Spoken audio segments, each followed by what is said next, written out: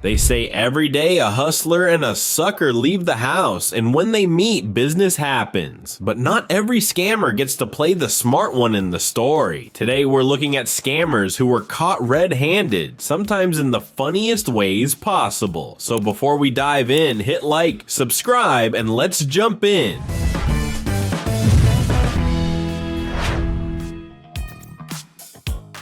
This scam is so weird it sounds like a prank gone wrong. In China, a man flags down a woman. She slows, and he suddenly sprawls across her hood and clamps onto the windshield wiper like it's a hostage situation. His logic: if she moves, the wiper snaps, she pays. If she stops, he demands a release fee to let go. He even flashes cash, signaling the going rate for his own extortion. What he didn't count on? This wasn't her first rodeo. A dash cam was rolling and she kept calm, telling him to get off. When he realized the performance wasn't working and that his face was on camera, the bravado cracked. He punched the hood, hopped off, and skulked away with nothing. Drivers in the comments compared him to a bargain bin stuntman who can't land the role, joking that even the wiper blade looked embarrassed to be part of the act. To make it worse for him, the clip circulated in local groups warning others of the trick, which dries up the scammer's pool of easy targets fast.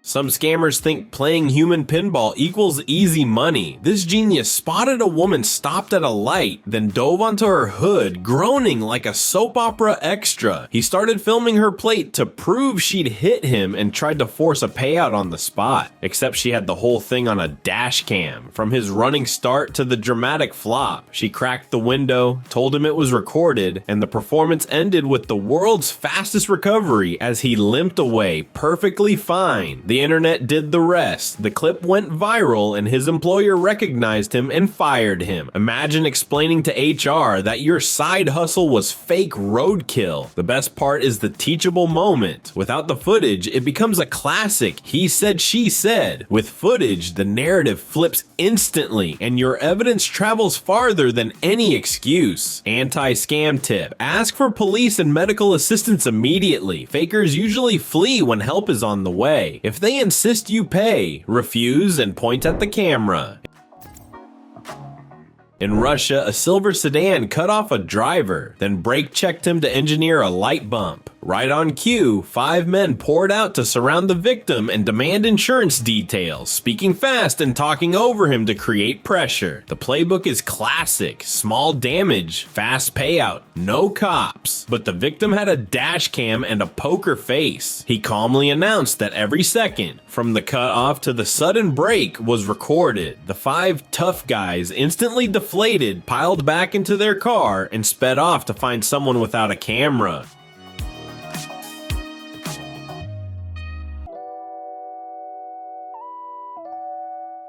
Commenters called it Ocean's 5, directed by nobody. These groups rely on momentum. When you interrupt it with calm documentation, the script unravels.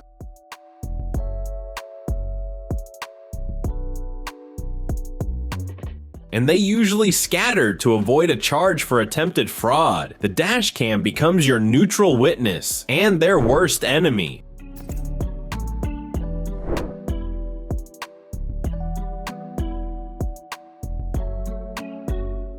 Same trick, new twist. One guy launches himself on the hood while a buddy plays the planted witness. They chose a woman driver, betting intimidation would force a quick settlement. But she wasn't rattled, she was furious. She got out, pointed at her dash cam, and demanded they wait for police. Suddenly, both scammers remembered they had places to be and sprinted off like track athletes. The pattern is telling. Many of these crews target women, assuming panic equals profit.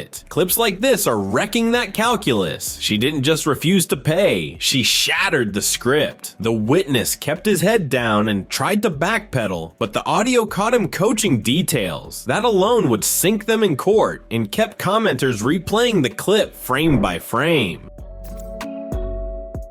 A caller posed as bank security, claiming a suspicious purchase and promising to send a courier to collect and secure the card. Textbook social engineering, except the grandma was sharper than the script. She rang the police, who set up a quiet sting inside the house. When the courier arrived, he was met by badges, not biscuits. He froze, tried a flimsy excuse about a delivery mistake, and was cuffed before he could step back through the gate. While he sat at the station, an accomplice rang to ask if the pickup went fine. A detective answered and suggested he come down personally. He didn't. Neighbors later thanked the woman for alerting them. One said she'd nearly fallen for the same pretext the week before, complete with a spoofed caller ID and urgent music on hold to make it feel official.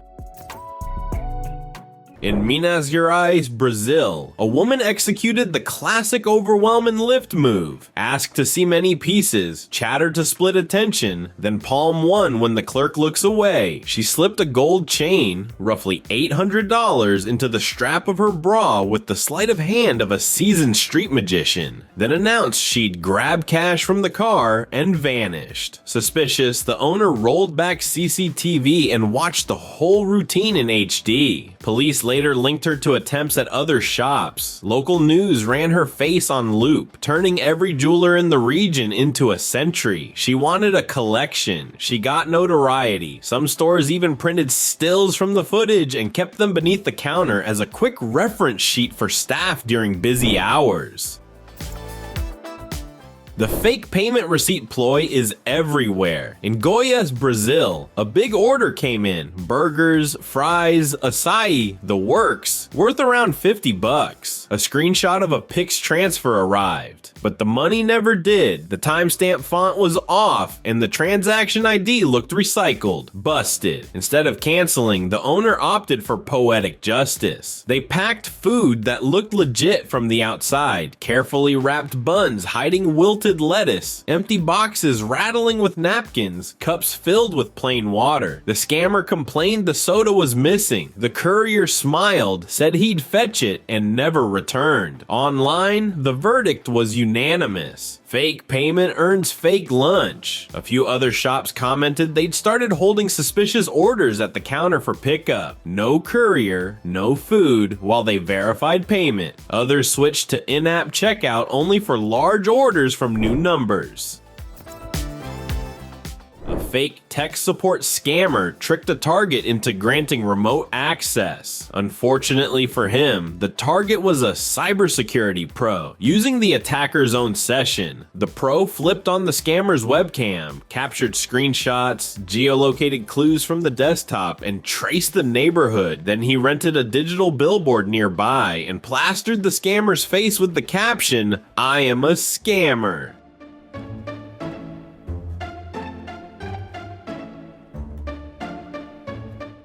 The moment the crook stepped outside, neighbors, shopkeepers, and drivers saw the public service announcement. Panic replaced swagger. For once, the mask of anonymity slipped on a 20-foot screen. The pro later shared a redacted write-up on how to report such crews to telecoms and local authorities. Joey, why are you scamming people, buddy?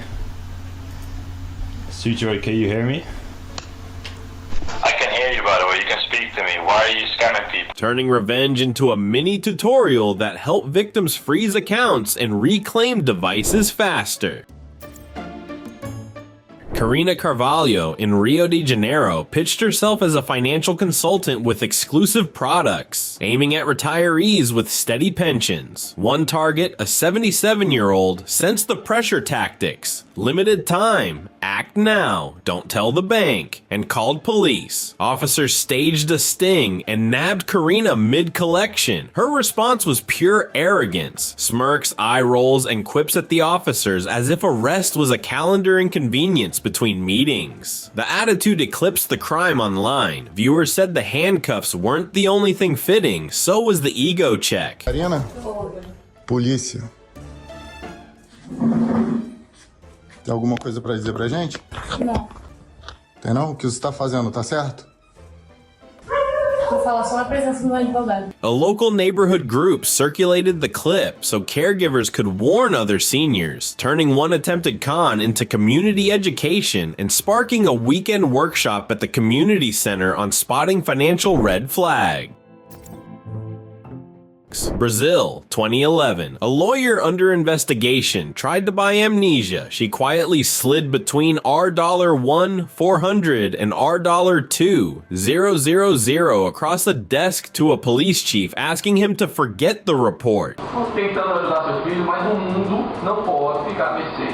As pessoas não podem compactuar e eu, como policial, não posso compactuar com isso. She assumed privacy, deference, and complicity, the unholy trinity of petty corruption. Instead, a hidden camera captured every syllable and every banknote. The chief let the scene play until the evidence was undeniable, then announced she was under arrest for bribery. Não podem compactuar e eu, como policial, não posso compactuar com isso. Eu estou cumprindo o meu dever, mas eu não posso aceitar esse dever agora.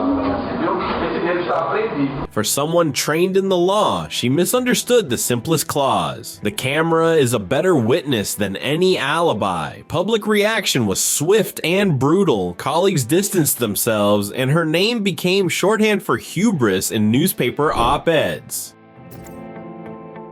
For almost 2 years, a clothing store employee quietly built a free wardrobe. She layered shirts and leggings under her clothes and even stuffed smaller items into a stainless thermos to slip past the door sensors. The stealth was methodical. Small thefts, frequent shifts, altered routines. But patterns betray us. Inventory mismatches and camera audits converged, and security caught the trick in slow motion. The kicker? She was a criminal justice student. The memes wrote themselves, majoring in evidence, minoring in Exhibit A. Even if she changes course, that resume footnote is stubborn ink. Managers later said the wake-up call improved their shrink controls, better lighting near exits, staff training refreshers, randomized floor walks, and a simple rule: no drink containers near merchandise, period. If you had fun, drop a like, subscribe, and tell us in the comments which scam was the most ridiculous. See you in the next one.